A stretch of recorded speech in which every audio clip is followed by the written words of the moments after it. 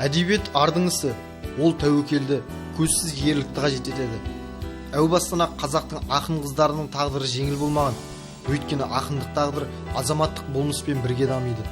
Ал заманың қоғамда, әсіресе мемлекетіміз тәуелсіздігін жариялап, еліміз еңсесін тіктей бастаған кезеңге тұспа-тұс келсе, ақынның да тек қаламы мен қағазына сүйеніп отырар кез емес.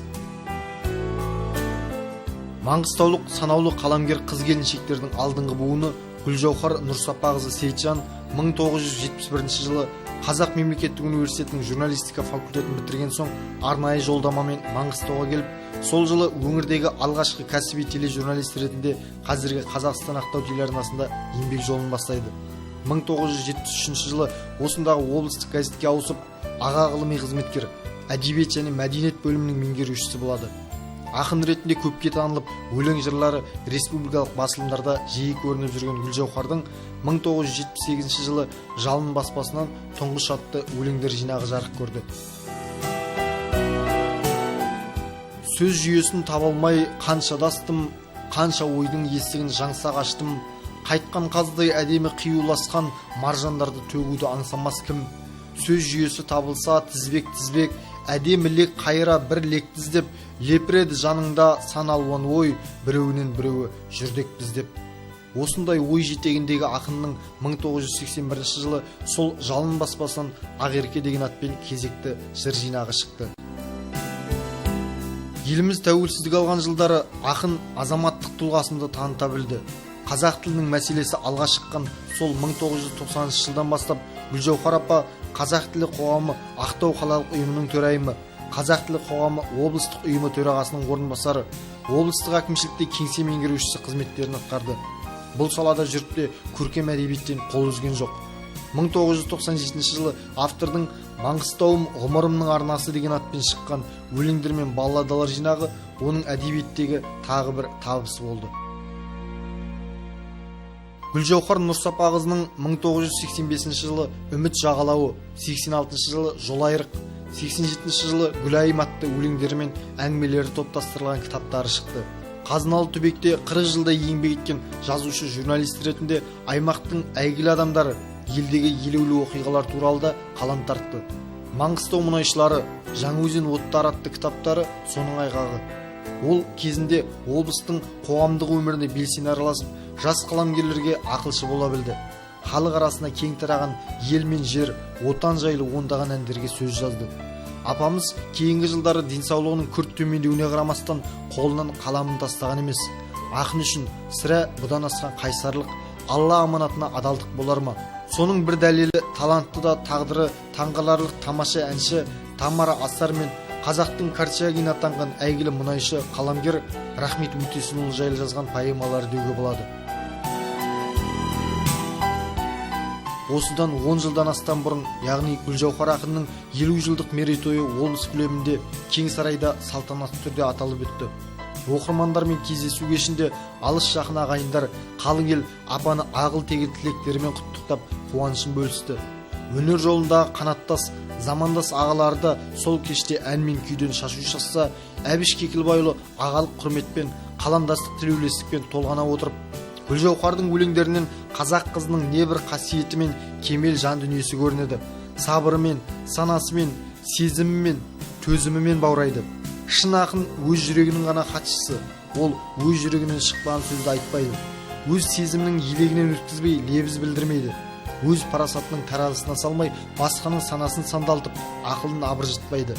Бар бол, нар бол, құба жонның құлан иек таңындай нұрлы сезімдер жыршысы. Жаза бер, жаза түс, жақсылық пен жарастықтың жаршысы деп жүрек жарды лебізін білдіріп, жедел хатын жолдаған еді.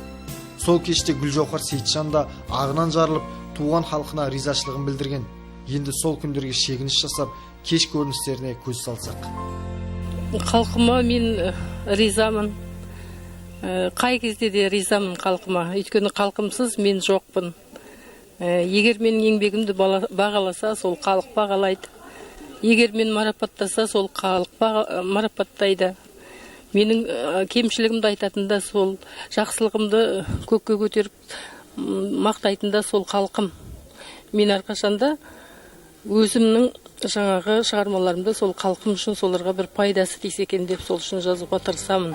Әдетте әдебиетте тосын тақырып мұнай мен газ туралы жазуға көп қалам иелері ынталы емес. Ал біздің кейіпкеріміз керісінше өндірісті, мұнайшылар өмірін өлең тілінде өрелі теңеу, зерделі зерттеулермен өрнектей білген санаулы ақындардың бірі ретінде белгілі. Бүгінде олардың салған сүрлеуі сара жолға ұласып келеді. Мұнай, сағымай, қат қарамай, келбетіне қалқымның жаққан арай, бейнеті мол қазақтың жерін кеңдеп, байлығына айналған баққа қарай. Мұнай, адалдықтың қазынамыз, табиғаттың қаталдау мазынамыз, қан тамырдай таралған құбырлардан арақошқыл жерқанын ағызамыз. Мән сыйлаған тірлікке сән сыйлаған, мұнай көзін тереңнен аршидадан, жапан күзде ертегі қала салып, естің жетпес жаса болыстан сыймаған. Қалайларды келтірген жарқын жүзге, мұнай деген қап-қара алтын бізге. Мұнай іздеп кеземіз сиырларды, ыстық шілде қатал қыс алтын күзге. Қап-қара қан жүгіртіп тамырына, қаралтынның боялып сағымына, қолын созған әлемдік биіктерге, сүйінмен Маңғыстау алыбына.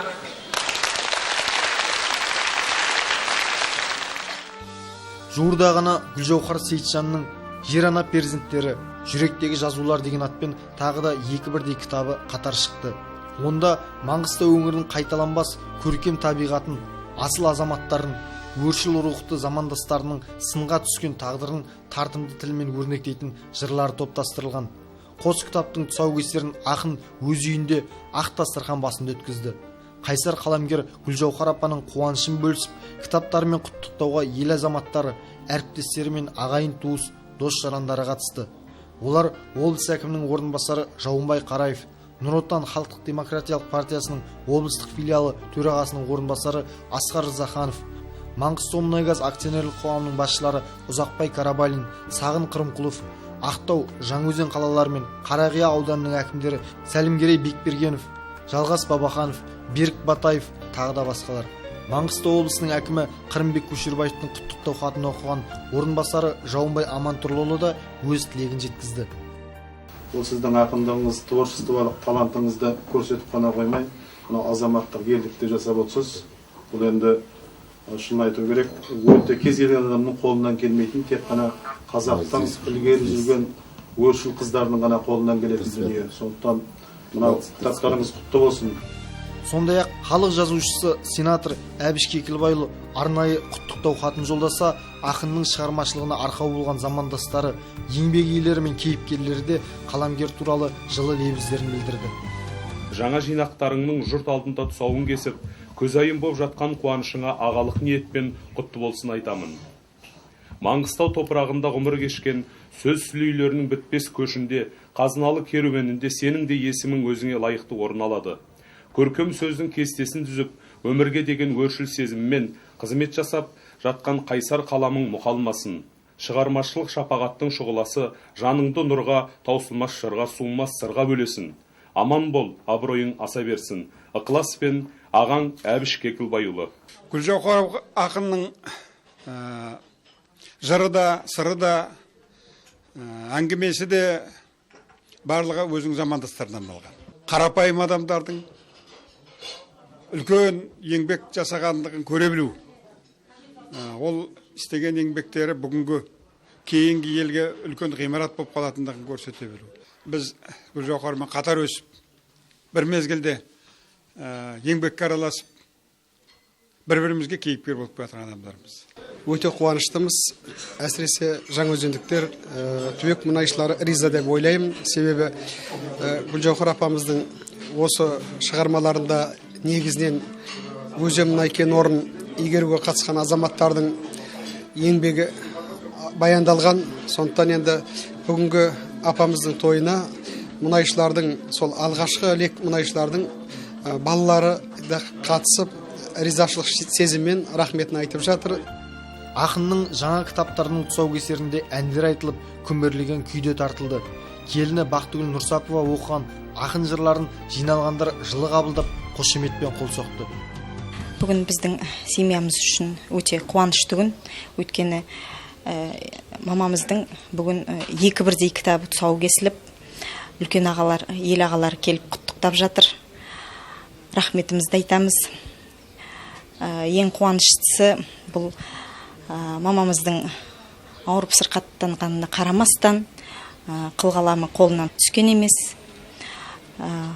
Осындай қайсарлық мінезімен өзінің ауруын жеңе білген мықты адам деп есептеймін. Ал осы екі кітаптың жарық көруіне демеушілік көрсеткен біздің Маңғыстау облысымыздың әкімі Қырымбек ағамызға, жазушылар одағының төрағасы Нұрлан Оразалы ағамызға үлкен рахметімізді айтамыз. Суырып сап шегелеп, көңілі өсіп, от құмар ақын деген керемет сөзден семсер соқтырар деп апамыздың өзі жырлағандай ақпа төкпе айтыскер ақын Меліс Қосынбаев кеште жырдан шашу шашты. Ақындардың тойына келгеннен соң домбыра қолымызда бұлғақтайды. Бір жағынан құдамын жаңайларға, сондықтан сөзімізде сын жатпайды. Бергесін екі қолға бір домбыра, бұл тойды мен бастамай кім бастайды. Ақындар Сабырадай, Айтуар Өтегенов, Темір Мыңжас тілектерін жеткізіп, арнау өлеңдерін оқыды. Орын Құлсариев, Рухия Батыршеева, Жоламан Көшкінов сияқты өнерпаздар ән мен күй мен көпшілік көңілдерін сергітіп отырды.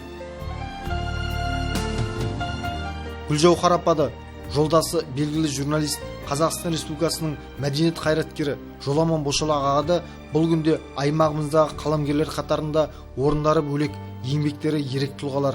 Біз де бүгінгі баспасөз күні халқы құрметтеген қос қаламгерді кәсіби мерекесімен құттықтап, шығармашылық табыстар, отбасыларына құт береке, қуаныш тілейміз.